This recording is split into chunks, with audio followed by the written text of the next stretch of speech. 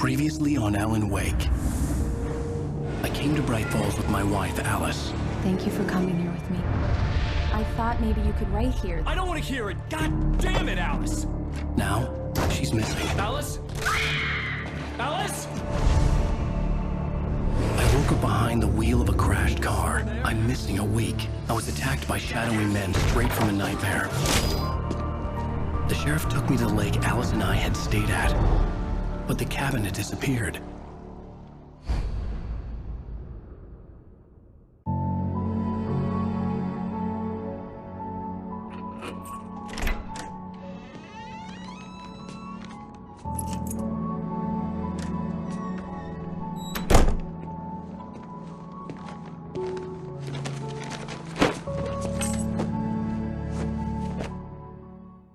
Honey, I'm home. Back here, sweetie. How was it? Worst weather I've ever seen. You should put some coffee on. It'll warm you up. Hey, handsome. This is gonna be a long night, but these shots are turning out great. I guess you're gonna need that coffee then. I'll go put it on.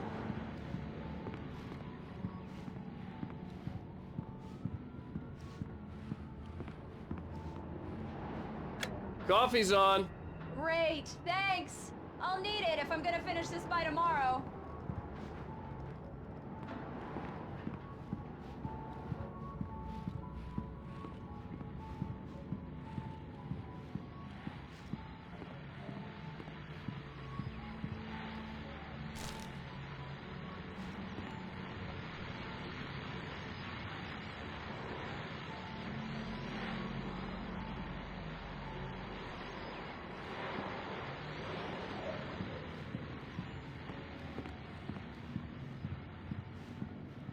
Oh, hey, I just finished those cover mock-ups. They're on your desk. Tell me what you think.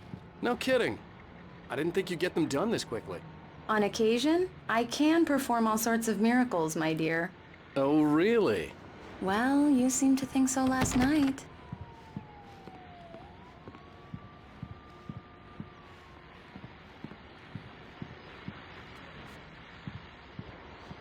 These look really good.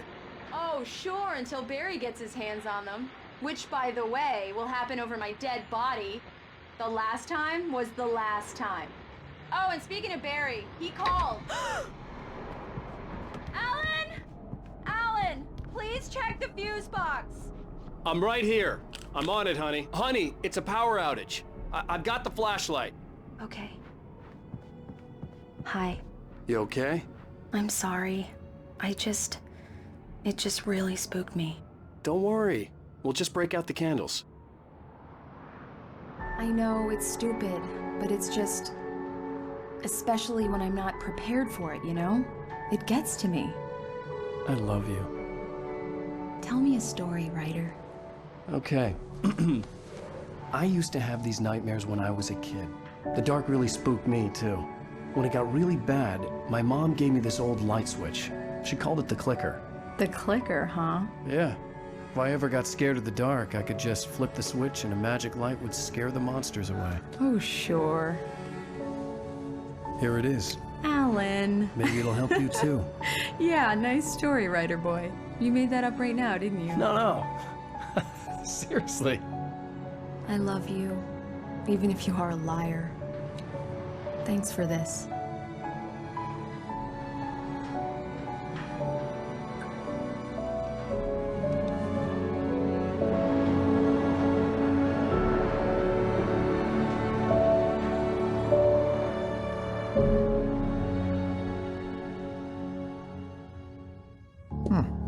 How do you feel, Mr. Wake?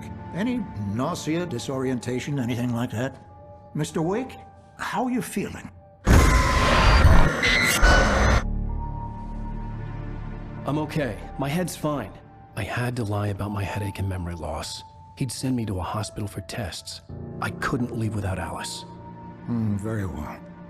I don't think you have a concussion, but you've obviously been through quite a shock. You should take it easy for a couple of days. Thanks. If the pain gets any worse or you experience any other symptoms, you should come see me. I'll let you get on with it then. Sarah, Sheriff Breaker, is waiting for you. She's very good at her job. I'm sure she can locate your wife in no time. Doc Nelson was the image of a small-town doctor. Sheriff Breaker had called him to the station to take a look at the cut in my head.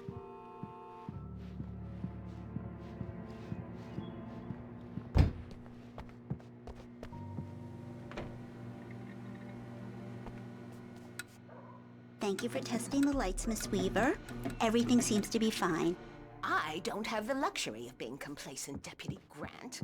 The bulbs will need changing soon. You can't change them in the dark. I'll be sure to take care of it, Miss Weaver. Have a nice day now. Very good.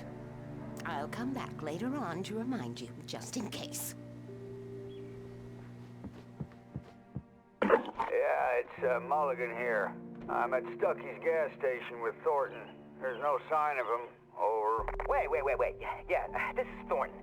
Look, we've located the brake float. It's here. That's some good news, right? Stucky was supposed to be driving it at the rehearsals today. Over. Oh, give me that. Mulligan here. Looks like someone really thrashed the garage. Over. Okay, roger that, guys. Keep looking for Stucky. Jane's out. Mr. Wake, the sheriff is waiting for you in her office down the corridor. That was Cynthia Weaver. I guess you can call her the town eccentric. She used to be the editor of the local newspaper, but she's focused on, other things these days.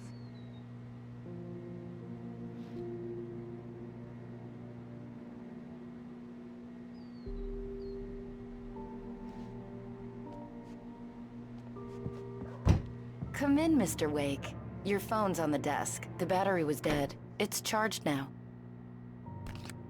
Have you started looking for my wife yet? My men are already on it. Now, can you tell me what happened? I'm not sure. I can't remember. We were arguing. I walked out of the cabin. The cabin on Cauldron Lake? How did you end up at Stucky's gas station? I wanted to tell her what had happened last night, but I couldn't. She'd lock me up. Excuse me. I need to take this. Hello? Alan, please help me. Alice? Stop talking to the law. You'll do exactly what I say if you ever want to see your wife again. Who is this? Go to the back lot. There's a hole in the fence on the left. Look inside the junker. I left a little something there to convince you we're all on the same page here.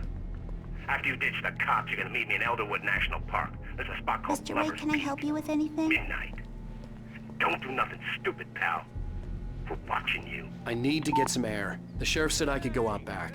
Of course, Mr. Wake. You can get there through the cell corridor.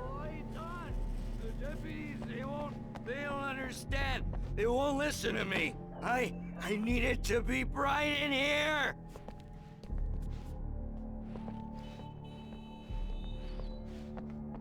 The early morning light hurt my eyes and made my head ache. The man on the phone had said, go through the fence on the left. Well, folks, it's been another long night, and it's about time for me to sign off for a while. God knows I need my beauty sleep. Just one more item before I go. It's been a busy night for the sheriff's department. We've had a few broken windows, even a report of shots fired on Main Street. Deputies Mulligan and Thornton had to deal with two intoxicated young men who were celebrating the completion of their Deerfest float. Now, folks, we get this every year. I know it's exciting that the big day's almost here, but let's save it for the party and leave the gunplay for the shooting competition, huh? There's no point in getting all worked up yet.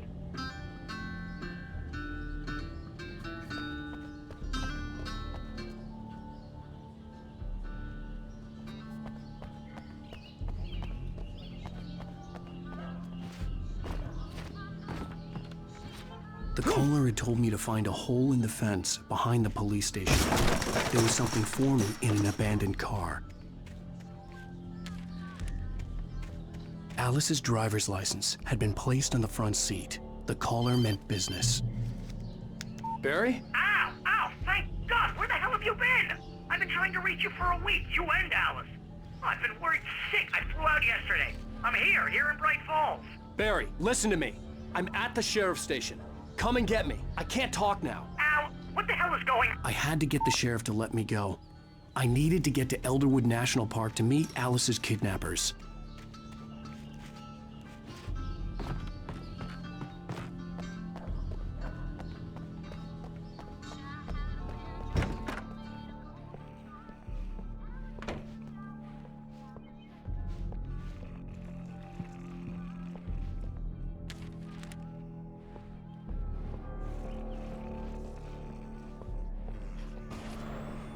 A writer is a light that reveals the world of his story from darkness, shapes it from nothingness. The way a sculptor carves a statue from a block of granite. If I stop, the world I'm making dies. Darkness will reclaim it. It's a long, hard journey into the dark. Alice's life is at stake, but I can't think about that, or I'll lose it. The dread lingers at the edge of perception. I'll push on. Anything is possible here. I'll write the story. I'll save her.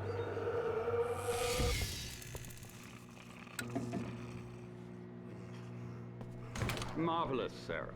I just wanted to settle all the damage the Anderson brothers might have inadvertently caused. Are you feeling any better, Mr. Wake? I'd like to leave. Am I free to go? Well, we still need to talk about... Am I under arrest? No, of course not. But I need to know where you'll be staying so I can get in touch with you. I'd avoid the motel. The Majestic is known for its roaches. The cabins at Elderwood are pretty nice, though. That sounds perfect. I'm Dr. Emil Hartman. I'd like to invite you to stay at Cauldron Lake Lodge. Did you talk to my wife? I had the pleasure of discussing your situation with her on several occasions. Did you set something up with her? I invited her here. My clinic is a place where... Oh, hey! Oh, my! Take it easy. Hey, nobody move! Get your hands off of my client! Who are you? I'm Barry Wheeler, his agent. If you have business with Mr. Wake, you talk to me. You yokels won't know what hit you once I sick my lawyers on your asses. No harm done, Sarah. I'm all right. I don't want to press charges. Mr. Wake, my offer still stands. Get me out of here. What the hell was that about, Al? We don't need a replay of that thing with the paparazzi. I thought they were gonna lock you up. I had to talk to someone. I told Barry everything. He thought I was certifiable, but when he heard about the manuscript, I had him. The fact that I'd written something, even if I couldn't remember it, was enough for him. He smelled money. And he believed that Alice had been kidnapped. Anything beyond that was another story. I had a midnight appointment with the kidnapper in a place called Lover's Peak, somewhere in Elderwood National Park. The plan was to rent a cabin. I don't like it, Al. I don't like any of it. It's not good. In fact, it's the absolute opposite of good. Mr. Wake! Barry, you found him. Hi, Rose. Oh, wow. I was just thinking about you, too. Great. I was just bringing Rusty some coffee. He's on the balcony, looking after Max. Poor thing. I really need to go. Great to see you again, Mr. Wake. Later! Who's Max? What an airhead. Jeez, Mr. Takes a swing at everybody. This is not her fault. She's a very nice girl and, more importantly, a fan. She even has a fan site dedicated to you. And she was very helpful when I was looking for you. Seriously, Al, what you were saying in the car? Just listen to yourself. What, you shot a guy and his body just disappeared? When was the last time you slept? What, are you high? Have you been drinking? No! Look, Barry, I'm missing a week, and someone's got Alice. Do you and everything's understand what it sounds like when you say stuff like that? Don't get me wrong, it's a good story, could be a bestseller. But when you start confusing fiction with reality, you're buying yourself a ticket to the funny farm. Wait here.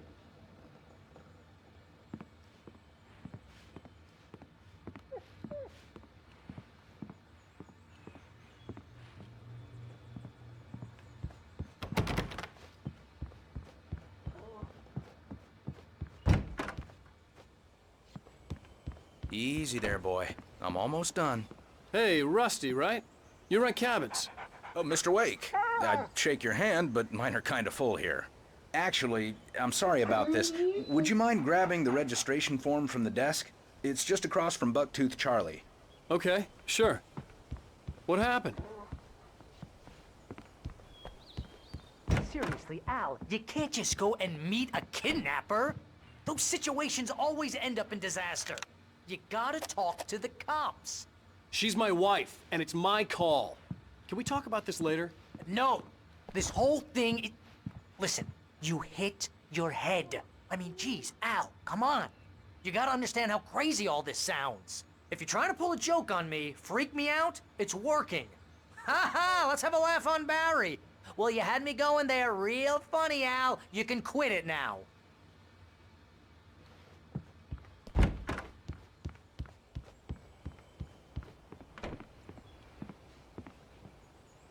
I think this is the form you wanted. And here are the keys. Okay, you're all set, Mr. Wake. Glad to have you staying here. Thanks. Can you tell me how to get to Lover's Peak? Oh, sure. It's at the end of the nature trail. Just follow the paths, you'll get to it eventually. It's an easy walk. Nice spot, too. If you have any trouble finding it, just keep your eyes on the radio mast. It's right below that. Look, Al, you're asking me to believe that you shot a dude who went poof into thin air, a guy who was bulletproof until you pointed a flashlight at him. You hear that from people who end up spending time in padded rooms, strapped to their beds, wearing white shirts with too long tangled up sleeves, and eating a healthy diet of pills. Al, you make cruel jokes about people who believe that kind of stuff. You're the skeptic. You gave me an hour-long lecture on homeopathy last month. What was it? If there's no proof, it's pure bullshit. Period. Guess the laugh's on me then. Al, come on! I mean, okay, maybe something weird happened to you, okay? Well, thanks for the heartfelt vote of confidence. All I'm saying is you gotta throw me a bone here, bestseller. What would you think if it was me? There's no way you should be going out at midnight with a gun. No one asked you to come here, Barry. Either work with me on this or go straight back to New York. Your choice.